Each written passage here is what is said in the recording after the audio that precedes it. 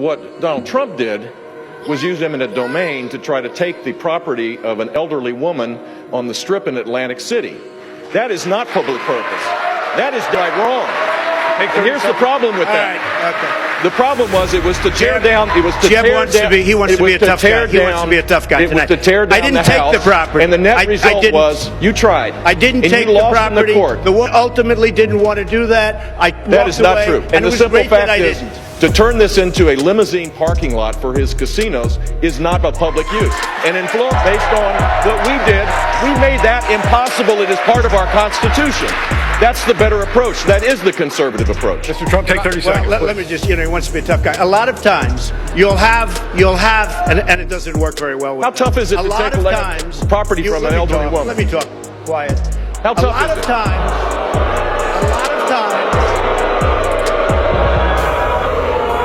that's all of his donors and special interests out there. So, what it is, that's what, and by the way, let me just tell you, we needed tickets. You can't get them. You know who has the tickets for I'm talking about to the television audience?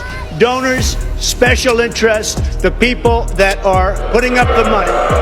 So it is. The RNC told us we have all donors in the audience, and the reason they're not loving me,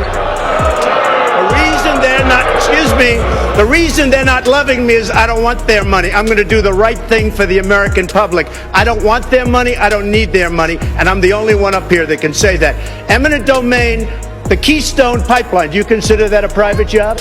I consider it a public use. No, let me ask you, Jeb. Do you consider the Keystone Pipeline private? Is it public or private? It's a public use. Oh, really? A public use? No, it's a private job. It's a public use. It's a private job. Established by the courts, federal, state You courts. wouldn't have the Keystone Pipeline that you want so badly without eminent domain. All right, exactly. You wouldn't have massive, excuse me, Josh, you wouldn't have massive factories without eminent domain.